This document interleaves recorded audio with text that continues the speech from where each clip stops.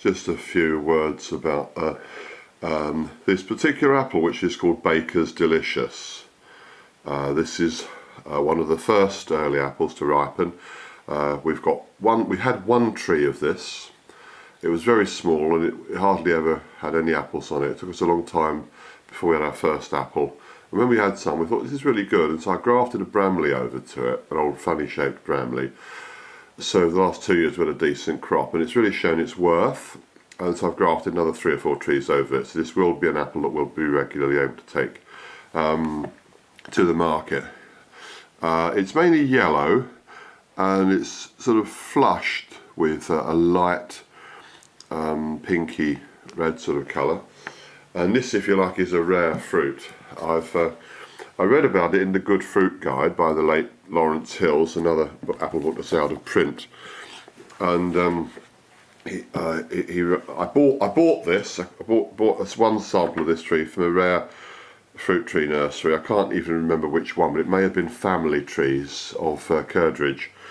I'll read what Lawrence Hills wrote about it. Baker's Delicious, 1932 dessert, August to September.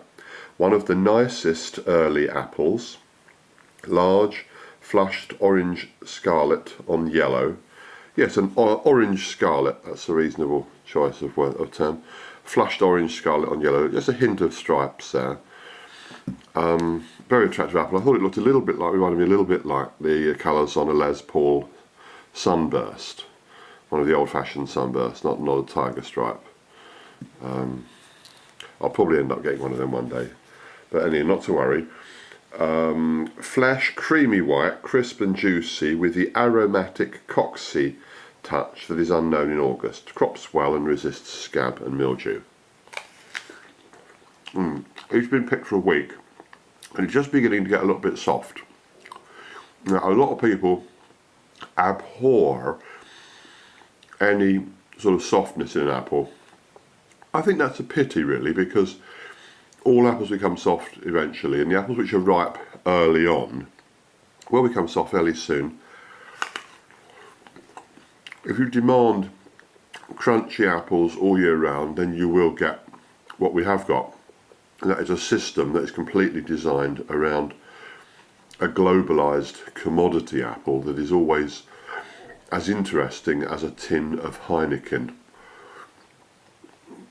Always the same, always crunchy, but never really have developing any character, but this has got some character. So, Baker's Delicious. This is an extremely rare apple. Nobody I've offered a taste of it to has ever heard of it. Everyone who's tasted it has liked it. It's a much better apple than Beauty of Bath, which people keep asking for because it's got such a place in history. Apples are a bit like folk songs. Martin Carthy, the doyen of English, traditional English folk song custodians, he says about folk music, one of the things he said about folk music, in the context of people fiddling around with folk songs, with electric guitars or whatever, he says the worst thing you can do to a folk song is not to sing it. If you change it around, that's one thing, but if you don't sing it, it will be lost. It will be lost. And he said, it's a myth that the best of the old folk songs survived. They didn't. Some of the very best songs were lost. There were two, you might think this is going off the beam, but it's not. It's all relevant. Cecil Sharp and a few other men of his time, early 20th century, they went round places like Somerset and Dorset, Hampshire and Sussex, collecting old folk songs. And they wrote down what they collected from the verbal tradition, the oral tradition, from people who couldn't even read and write in many cases. They knew these songs, but they couldn't read or write. And he collected a lot of songs, but it was chance, it was random which ones he collected, and we don't know what we lost in terms of our folk music heritage. We don't know what we lost. And it's exactly the same with our apples.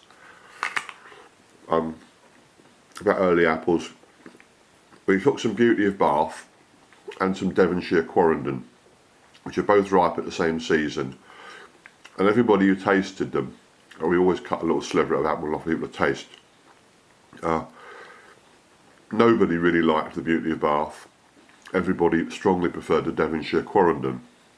And yet, a lot of people have heard of Beauty of Bath, just like a lot of people have heard of the folk song, the Wild Rover. But there's a much better version of the same story of the song that's in the Wild Rover.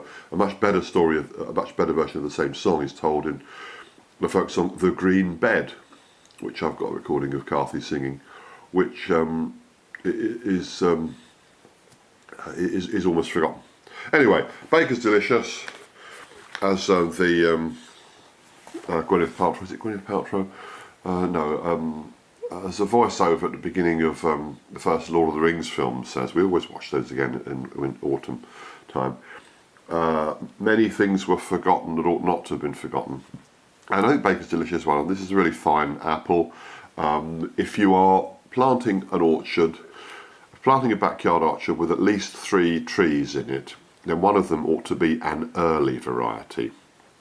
You should have an early apple, a mid-season apple, and a late-keeping apple. I think you should consider Baker's Delicious as one of your early apples. This is a much superior apple to Beauty of Bath. It's much, much nicer than Discovery. It's on the verge of extinction.